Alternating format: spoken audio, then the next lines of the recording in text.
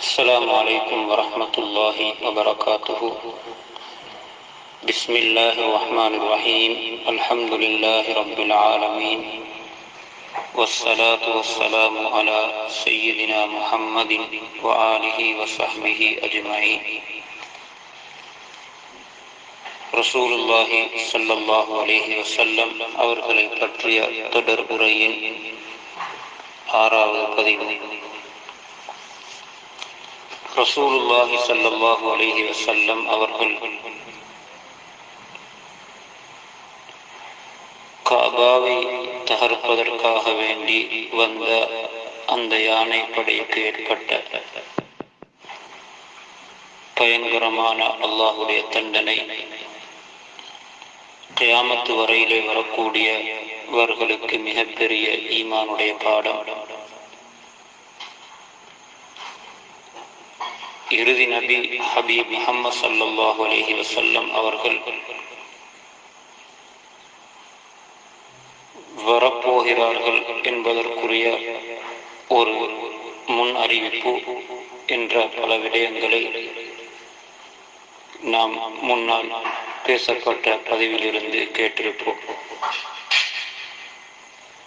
ரசூலுல்லாஹி ஸல்லல்லாஹு அலைஹி வஸல்லம் அந்த யானை படை வரலாறு நிகழ்வு நடந்ததிலிருந்து 50 நாள் அல்லது 55 நாட்களுக்கு பின்னால் ரபீஉல் அவ்வல் மாதம் திங்கட்கிழமை நாள் ஈசவி கணக்கின்படி ஏப்ரல் மாதம் 570 சங்கையான மக்காவிலே சுபஹுடைய நேரத்திலே அபூ தாலிபுடைய இடத்திலே பிறந்தார். ரசூலுல்லாஹி ஸல்லல்லாஹு அலைஹி வஸல்லம் ரபீஉல் அவ்வல் மாதம் எந்த தினத்தில் பிறந்தார்கள் என்பதில் பொதுவான பிரபல்யமான கருத்து ரபீஉல் அவ்வல் மாதம் 12வது நாள்.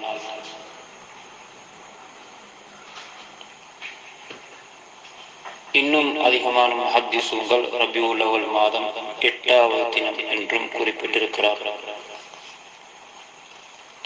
எப்படியோ ரபீஉல் அவ்வல் மாதம் திங்கட்கிழமை மக்காவிலே நபி ஸல்லல்லாஹு அலைஹி வஸல்லம் பிறந்தார். அந்த நூறு வெளிச்சம் இந்த உலகத்திற்கு உதயமானது.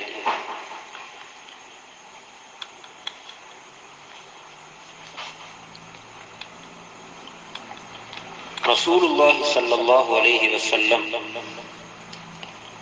அவர்கள் பிறக்கும் பொழுது இந்த பூமியில் நடந்த சில முக்கியமான ஆச்சரியமான நிகழ்வுகளும் இருக்கிறது. தாயுடைய கற்பறையிலிருந்து வெளியில் வரும் பொழுதே ஒரு ஒளியுடன் தான் வெளியிலே வந்தார். உஸ்மான் இப்னு அபில் ஆஸ் ரலியல்லாஹு அன்ஹு அவர்களுடைய தாய் ஃபாத்திமா பின்த் அப்துல்லா ரலியல்லாஹு அன்ஹா சொல்கிறார்கள்,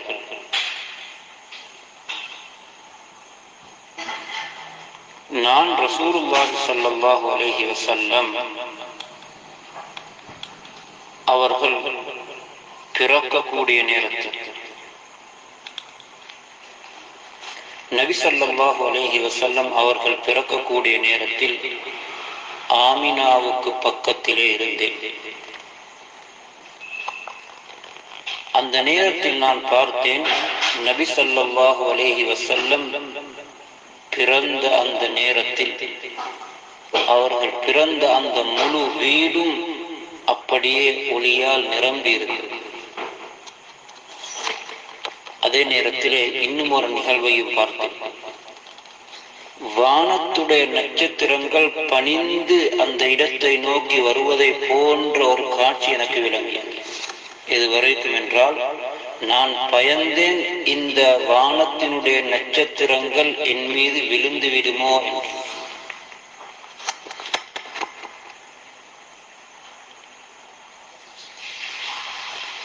அந்த ஹதீஸுக்கு இது ஃபத்ஹுல் பாரியில் இந்த ரிவாயத் எழுதப்பட்டிருக்கிறது.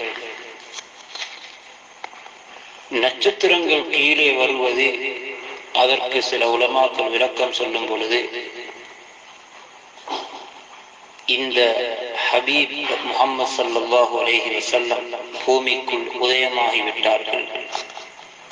பூமியில் இருக்கக்கூடிய பாவங்களும் அட்டூழியங்களும் அநியாயங்களும் இறை நிராகரிப்பு போன்ற இந்த இருள்கள் எல்லாம் நீங்கி இந்த உலகம் வெளிச்சமாக போகிறது என்பதற்குரிய ஒரு அடையாளம். இர்பாத் இப்னு சாரியா ரலியல்லாஹு அன்ஹு அவர்களின் மூலம் அறிவிக்கப்பட்டிருக்கிறது. முஸ்னத் அஹ்மத், முஸ்தத்ரக் ஹாக்கிம் போன்ற கிரந்தங்களில் பதிவாக இருக்கக்கூடிய அறிவிப்பு, ரசூலுல்லாஹி ஸல்லல்லாஹு அலைஹி வஸல்லம் அவர்களுடைய தாயார் ஆமினா தன்னுடைய மகன் ரசூலுல்லாஹி ஸல்லல்லாஹு அலைஹி வஸல்லம் அவர்களை பெற்றெடுத்த நேரத்தில் அந்த இடத்திலிருந்து ஒரு ஒளி ஷாம் வரையிலே போய் படுவதை கண்டார். இன்னும் ஒரு ரிவாயத்திலே ஷாமிலே உள்ள ஒரு பகுதியான புஸ்ரா என்ற அந்த பகுதியின் கட்டிடங்கள், அங்கே உள்ள பங்களாக்கள் போன்றவைகளில் எல்லாம் இந்த ஒளி வீசுவதை கண்டார். இதுவும் மக்கா மதீனாவிலிருந்து ஷாம் வரையிலே ரசூலுடைய காலத்திலே இஸ்லாம் என்ற இந்த நேர்வழி வெளிச்சம் போகும் என்பதற்குரிய ஒரு அடையாளம். ரசூலுடைய காலத்தில் அதுவரை அது சென்றது.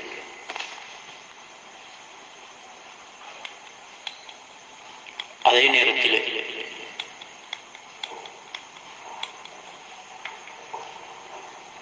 இன்னும் எத்தனையோ பல ஆச்சரியமான நிகழ்வுகள் அந்த நபி ஸல்லல்லாஹு அலைஹி வஸல்லம் அவர்கள் பிறந்த அந்த நேரத்திலே நடந்தது.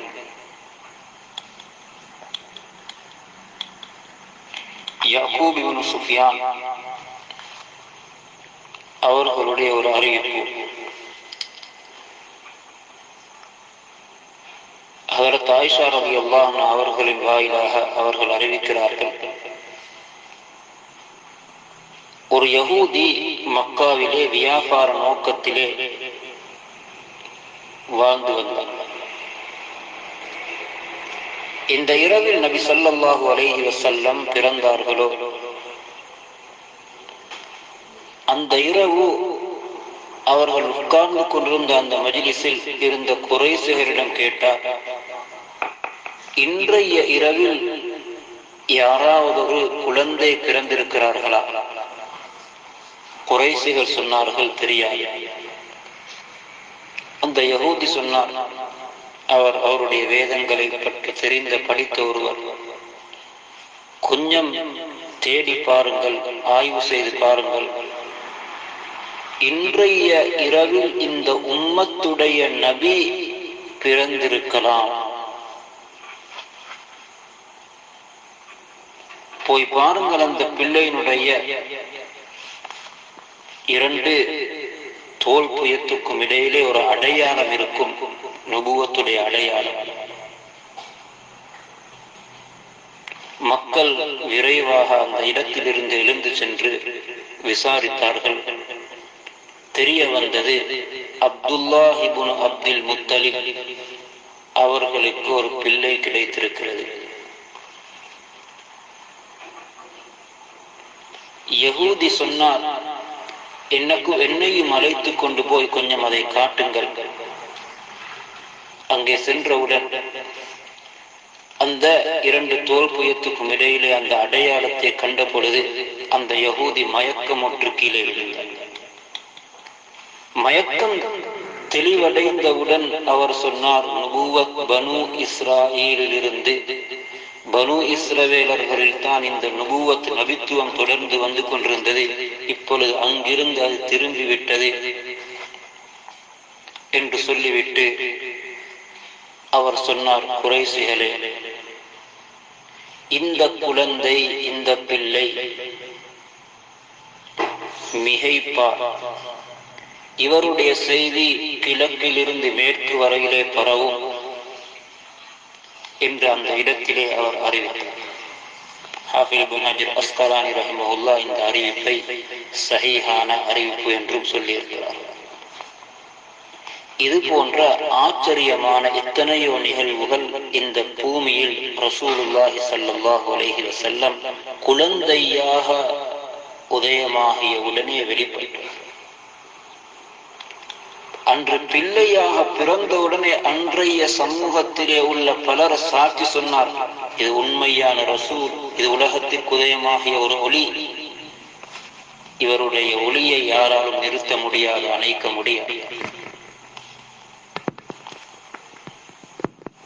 அன்றைய காலத்தில் பெரும் பெரும் வல்லரசுகளாக இருந்த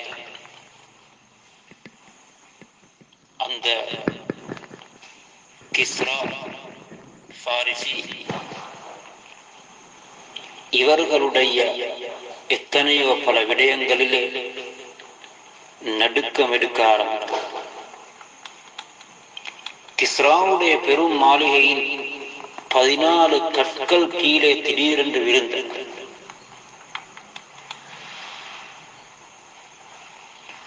ரசூலுல்லாஹி ஸல்லல்லாஹு அலைஹி வஸல்லம் எந்த இரவில், அந்த அதிகாலை திங்கட்கிழமை அதிகாலையிலே அன்றைய இரவு கிஸ்ராவுடைய அந்த பெரும் மாளிகை குலுங்கியது. அதனால் அந்த பெரும் மாளிகையின் 14 கற்கள் கீழே விழுந்தது. ஆயிரக்கணக்கான வருடம் தொடர்ந்து எரிக்கப்பட்டுக் கொண்டிருந்த வெளிச்சமாகவே இருந்த அந்த அவர்களுடைய பெரும் அந்த நெருப்பு அணைந்து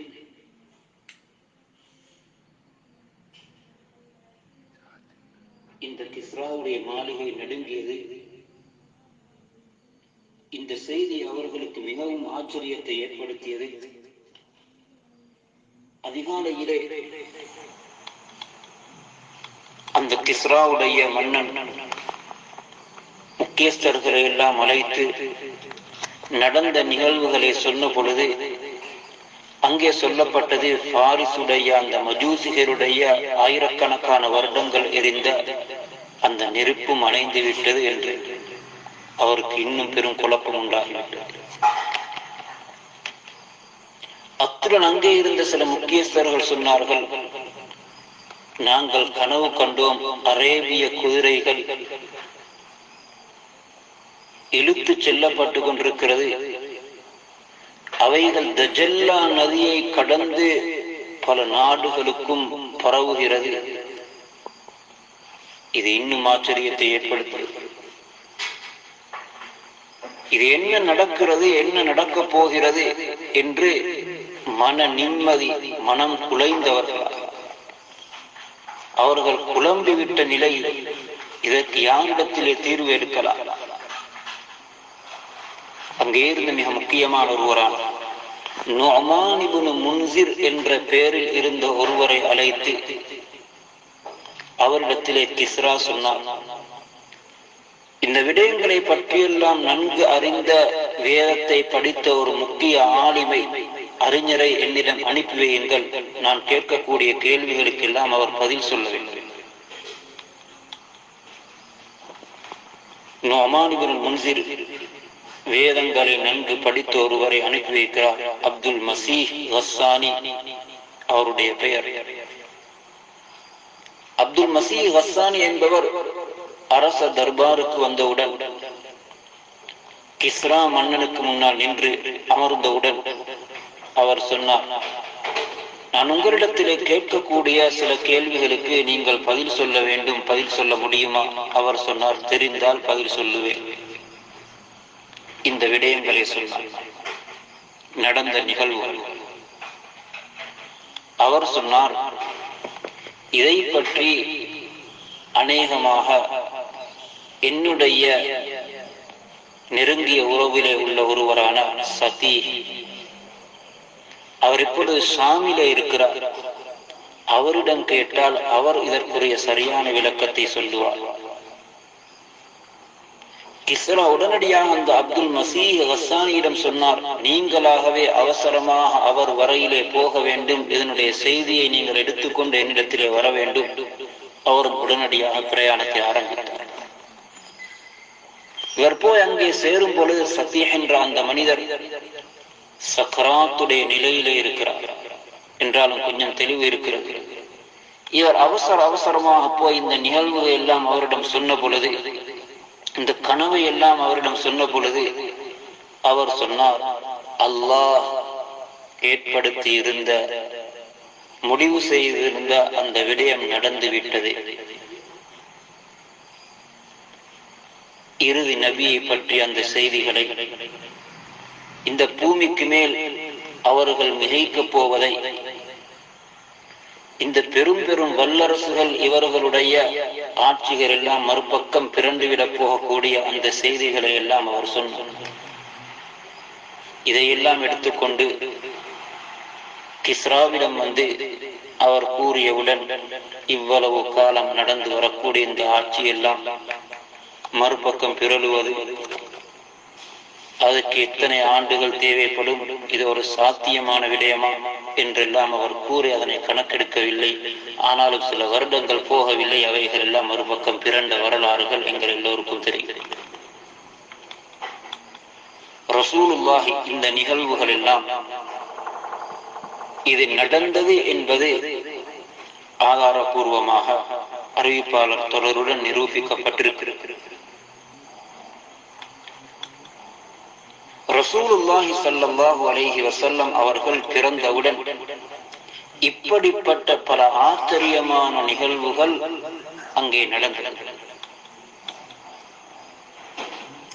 அன்று இருந்த சமூகம் ஏற்றுக்கொண்டார்.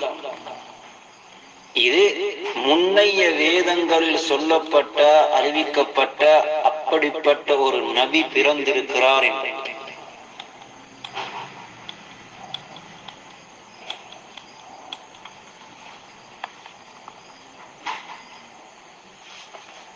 ரசூலுல்லாஹி ஸல்லல்லாஹு அலைஹி வஸல்லம்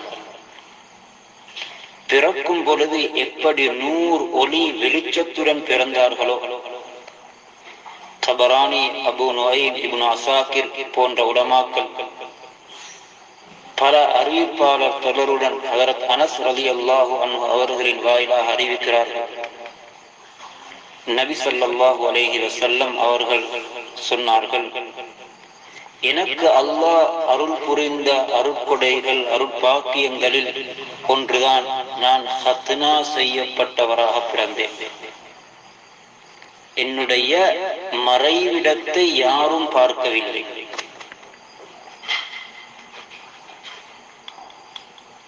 ஹஜ்ரத் அப்பாஸ் ரலியல்லாஹு அன்ஹு சொல்கிறார்கள்,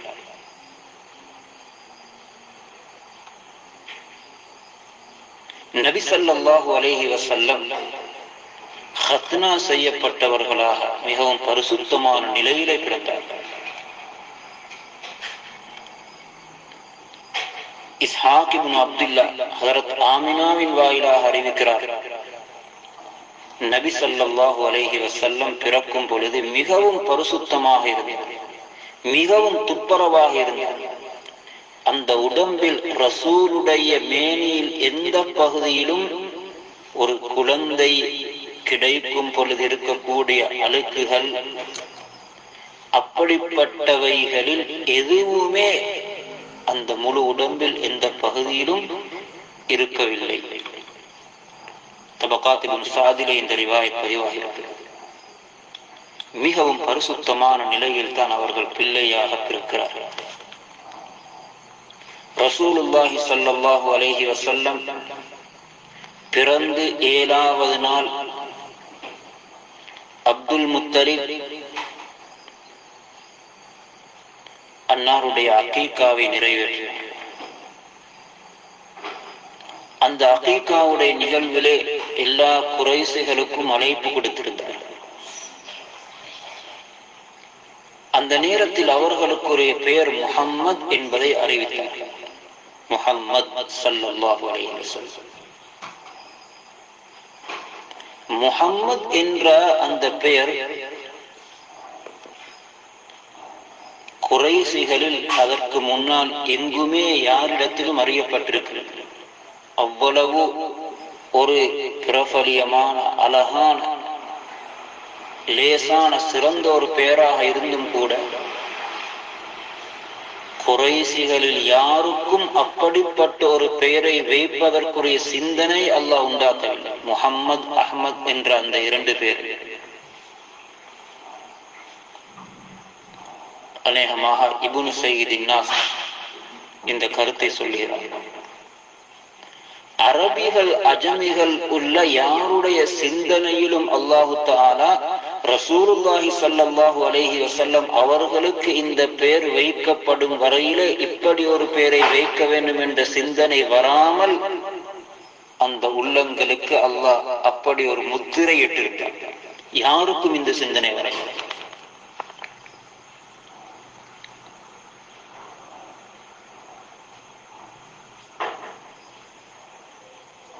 குறைசிகள் சொன்னார்கள், அபுல் ஹாரிஸ், இது அப்துல் முத்தலிபுடைய ஒரு துணை பெயர், மூத்த மகனுடைய பெயர். அப்துல் முத்தலிபை பார்த்து கேட்டார்கள், உங்களுடைய மூதாதையர்களிலே யாரிடத்திலும் இல்லாத, யாரும் வைக்காத அப்படிப்பட்ட ஒரு பெயரை தெரிவு செய்திருக்கிறீர்கள். அப்துல் முத்தலிப் சொன்னார், நான் இந்த பெயரை தெரிவு செய்தது வானத்திலும் பூமியிலும் எல்லா படைப்பினங்களிலும் என்னுடைய இந்த பிள்ளை புகழப்படக்கூடியவராகவே இருக்க வேண்டும். முஹம்மது என்ற இந்த பெயரை அப்துல் முத்தலிப் தானாக தெரிவு செய்யவில்லை. அதற்கு சில தூண்டுதல்கள், காரணிகளும் இருந்தது. அப்துல் முத்தலிப் நபி ஸல்லல்லாஹு அலைஹி வஸல்லம் அவர்கள் பிறப்பதற்கு கொஞ்சம் சில தினங்களுக்கு முன்னால் ஒரு கனவு கண்டார். அந்த கனவுதான் இப்படி ஒரு பெயரை வைப்பதற்கு அவர்களுக்கு தூண்டுதலாக அமைந்தது. கனவு என்னவென்றால், அப்துல் முத்தலிபுடைய முதுகிலிருந்து ஒரு இரும்பு அல்லது சங்கிலி வெளியிலே வருகிறது. அதனுடைய ஒரு பக்கம் வானலோகத்தை நோக்கியும் மறுபக்கம் பூமியை நோக்கியும், இன்னும் ஒரு பக்கம் கிழக்கை நோக்கியவாறும் இன்னும் ஒரு பக்கம் மேற்கை நோக்கியவாறும் இருக்கிறது. கொஞ்சம் நேரத்துக்கு பின்னால் அந்த சங்கிலி அல்ல அந்த இரும்பு ஒரு மரமாக மாறுகிறது. அது வளர்ந்து அதனுடைய ஒவ்வொரு இலையிலும் எப்படிப்பட்ட ஒளி என்றால், அது சூரியனுடைய ஒளியை விட மிகவும் வெளிச்சமாக இருக்கிறது. மேற்கு கிழக்கிலே உள்ள எல்லா மனிதர்களும் அந்த கிளைகளை பிடித்து அவனுடன் இணைந்து கொள்ளுகிறார்கள். குறைசிகளிலும் ஒரு சாரார் அவனுடன் சேர்ந்து கொள்கிற அந்த கிளைகளை பிடித்துக் கொள்கிறார்கள். அதே நேரத்திலே குறைசிகளில் இன்னும் சிலர் அந்த மரத்தை வெட்டுவதற்கு தயாராகி கொண்டிருக்கிறார்கள், முயற்சி செய்கிறார்கள்.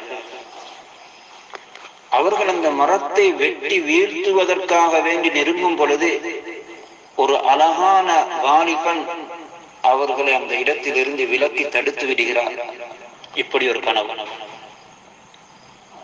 இந்த கனவுக்கு விளக்கம் சொல்லக்கூடியவர்களிடம் சொல்லப்பட்ட பொழுது அவர்கள் விளக்கம் சொன்னார்கள், உங்களுடைய பரம்பரையிலிருந்து ஒரு குழந்தை வரப்போகிறது, ஒரு பிள்ளை பிறக்கப் போகிறார். அவர் கிழக்கிலிருந்து மேற்கு வரையிலே உள்ள எல்லா மனிதர்களும் அவர்களை பின்பற்றுவார்கள். வானலோகத்திலும் இருக்கக்கூடிய எல்லோரும் அவர்களை புகழ்ந்து கொண்டே இருப்பார்கள்.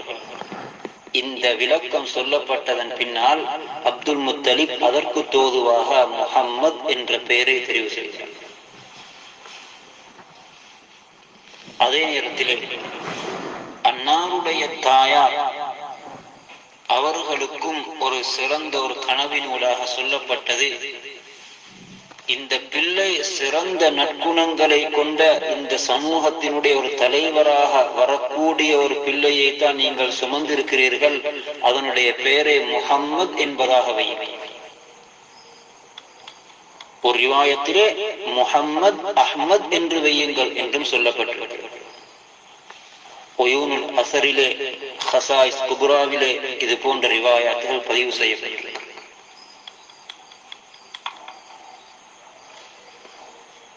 எப்படி ஹஜ்ரத் அப்துல் முத்தலிபுடைய எல்லா பிள்ளைகளிலும் ரசூலுல்லாஹி ஸல்லல்லாஹு அலைஹி வஸல்லம் அவர்களுடைய தந்தையின் பெயர் அல்லாஹ்வுக்கு மிகவும் விருப்பமான அப்துல்லா என்று தெரிவு செய்யப்பட்டதோ, இதே போன்று ரசூலுல்லாஹி ஸல்லல்லாஹு அலைஹி வஸல்லம் அதற்கு முன்னால் அரபிகள் அஜமிகளில் யாருடைய சிந்தனையிலும் எட்டாத அப்படிப்பட்ட உயர்ந்த பெயர் முஹம்மத் அஹ்மத் என்ற பெயர் அவர்களுக்கு வைக்கப்பட்டது.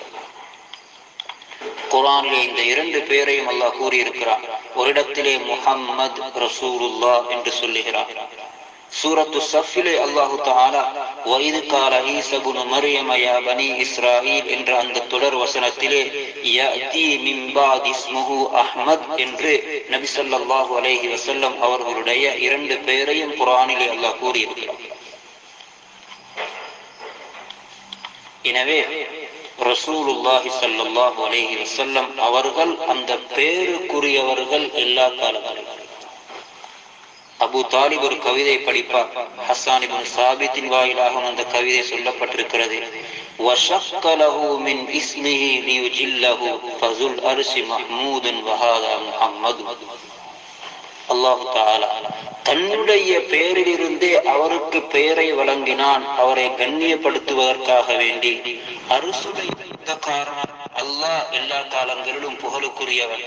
வஹாதா முஹம்மத் இந்த பிள்ளை, இவரும் எல்லோரினாலும் புகழப்படக்கூடியவர், புகழுக்குரியவர்.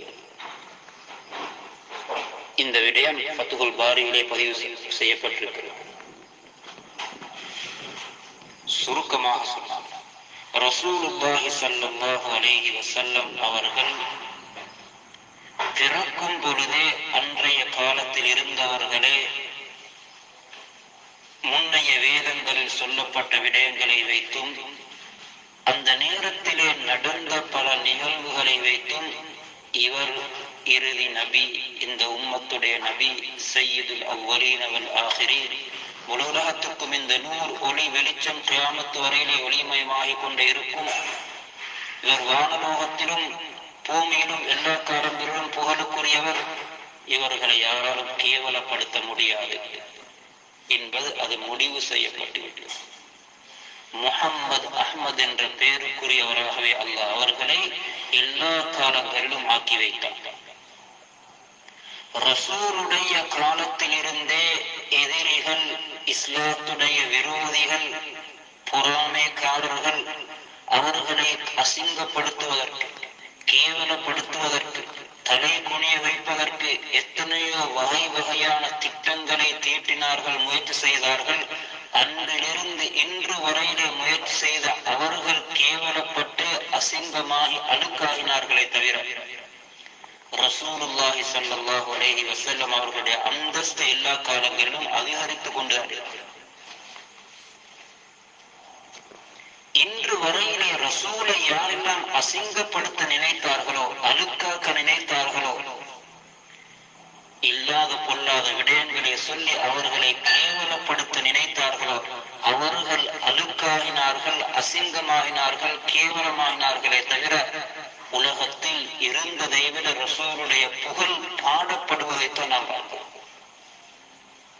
உலகத்தில் ஒருவன் ரசூலுக்கு எதிராக ஒரு சித்திரம் வரைந்து காட்டட்டும், எங்கேயாவது ஒரு இடத்திலே ஒரு நாடகம் நடித்து காட்டட்டும், எங்கேயாவது ஒரு இடத்திலே ஒரு காற்றும் நடிக்கட்டும், முழு உலகத்திலும் உள்ளவர்கள் ரசூலின் மீது இருந்ததை விட அதிகமாக ஸலவாத்து சொல்லி, அன்னாருடைய புகழ் பாடி, அவர்களுடைய சிறப்புகளை பேசி, இன்னும் எத்தனையோ பல மனிதர்கள் ரசூலை பற்றி புகழுவதற்கும் அவர்களை விரும்புவதற்கும் அவர்களின் வாழ்க்கையை ஆய்வு செய்து இஸ்லாத்தை ஏற்றுக்கொள்வதற்கும் தான் அந்த நிகழ்வுகள் காரணமாக ஆகியிருக்கிறதே தவிர கேவலப்படுத்த நினைத்தவர்கள் தான் கேவலமானார்கள். எங்களுடைய காலங்களிலும் நாம் தொடர்ந்து பார்த்து கொண்டிருக்கிறோம். சித்திரம் வரைந்தார்கள், கேவலமாகினார். காற்று நடித்தார்கள், கேவலமாகினார். அந்த ஹபீபை யாராலும் அசிங்கப்படுத்துவதற்கு நினைக்கவும் முடியும். வரஃபஅனா லக திக்ரக, உங்களை நாங்கள் எப்பொழுதும் உயர்த்தி கொண்டே இருப்போம், உங்களுடைய பிரஸ்தாபத்தை எப்பொழுதும் நாம் சிறப்பாக்கிக் கொண்டே இருப்போம் என்பது குர்ஆனுடைய வாக்கு. அவர் முஹம்மது, அவர் அஹ்மத் எல்லா காலங்களிலும் புகழுக்குரியவர். இப்பொழுதும் நாம் சமூக வலைதளங்களில் சில செய்திகளை கேள்விப்பட்டுக் கொண்டுதான் இருக்கிறோம். ரசூலுக்கு எதிராக சில பொய்யான பிழையான கருத்துக்களை பேசுகிறார்கள். யாரெல்லாம் பேசுகிறார்களோ அவர்கள் கேவலப்படுவார்கள், அசிங்கமாகுவார்கள், தலை குனிவார்கள். ரசூலுடைய அந்தஸ்து ஒரு பொழுதும் குறைய மாட்டாது. எனவே அந்த ஹபீப் முஹம்மது ஸல்லல்லாஹு அலைஹி வஸல்லம் அவர்களை உண்மையாக நேசிப்போம், அதிகமாக ஸலவாத் ஓதுவோம். அவர்களை பற்றி பேசுவது மிகப்பெரிய ஒரு இபாதத்தாக எடுப்போம். எந்த அளவு அன்னாருடன் நெருக்கமாகுவோமோ, அவர்களை நினைப்போமோ, பேசுவோமோ, அந்த அளவுக்கு நாம் சிறப்பாகிக் கொண்டிருப்போம், உயர்ந்து கொண்டிருப்போம். அல்லாஹ் ஜல்ல சுப்ஹானஹு வ தஆலா அன்னாரை உள்ளத்தால் உண்மையாகவே நேசித்து எல்லா இடங்களிலும் எல்லா சந்தர்ப்பங்களிலும் அவர்களின் வாழ்க்கை பின்பற்றி வாழக்கூடிய நல்லோர்களாக எங்கள் எல்லோரையும் ஆக்கி வைப்பானாக. ஸல்லல்லாஹு அலா முஹம்மத் ஸல்லல்லாஹு அலைஹி வஸல்லம். வ ஆஹிரு தஅவானா அனில் ஹம்துலில்லாஹி ரப்பில் ஆலமீன். அஸ்ஸலாமு அலைக்கும் வ ரஹ்மத்துல்லாஹி வ பரகாத்துஹு.